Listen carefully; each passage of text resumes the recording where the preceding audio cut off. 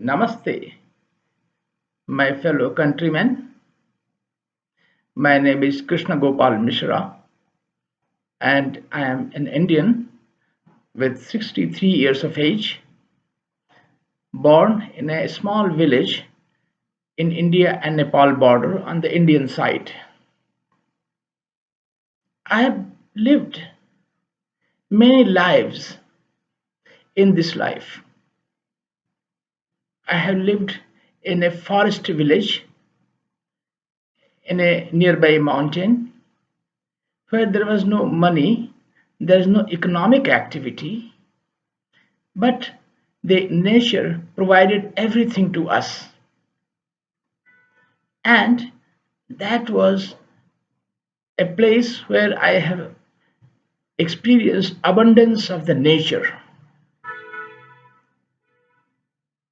and there was no economic activity, no financial activity, no capitalism, not even a socialism.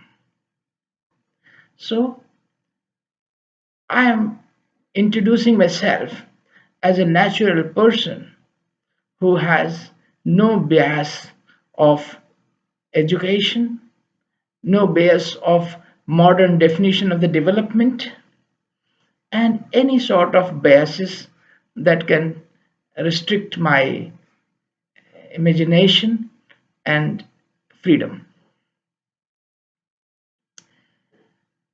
I then began to travel to cities in India where I studied and I got my education so far called education, which has put me into limitation of different kind, introduced a lot of fear in me, reduced the self confidence, and made me timid and greedy and competitive.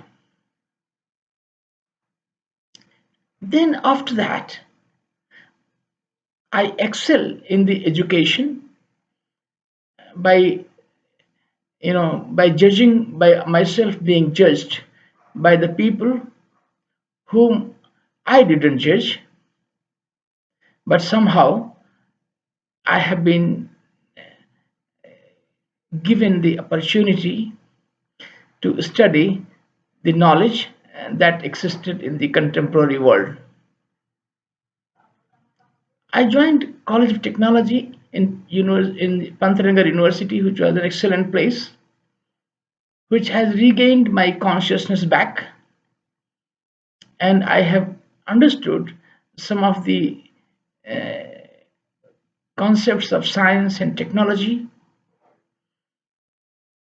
and I have been thinking of making myself useful to the contemporary world. I didn't think to be useful for myself, but I was made useful for the world, that the education provided me for that. Later on, I worked in Indian companies, in Indian governments, with the mixed feeling that how a human life in a country like India is struggling with the cobweb of thoughts. But I didn't accept a defeat because I had a self confidence.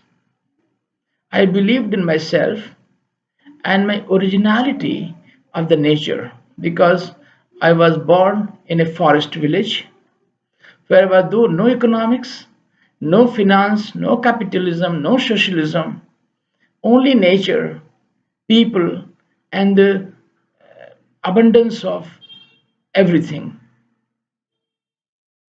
There was no shortage, but it fulfilled every need, and there was no demand coming. And in the time that I have been developed after my education, I was into the trap of a world that was demanding, not fulfilling the need. and the need not fulfilled becomes a demand. So when the demand comes, supply comes, and demand and supply mismatch will give a term called waste and conflict. And if you can make the demand and supply equate by an agreement, then you have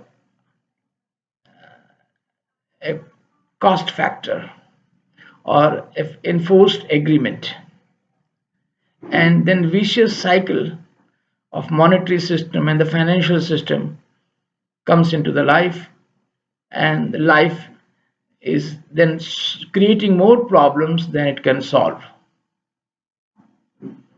Ladies and gentlemen, I am now a witness of a change from a natural world to a man made world. And I want to say that our young people need to redefine education. Education is not just a degree or a compliance certificate or a license to work, but it is to be natural, more natural, not lose your intuitive sense. And finally, you should solve the problems instead of creating the problem. So, the education in the time that we have today, it is in India not very successful experience. People after education are searching for jobs. They don't know what to do with the education unless somebody tells them what to do. They only know how they can do what is given to do, but they don't know what to do. They can do anything, but they can't know what to do.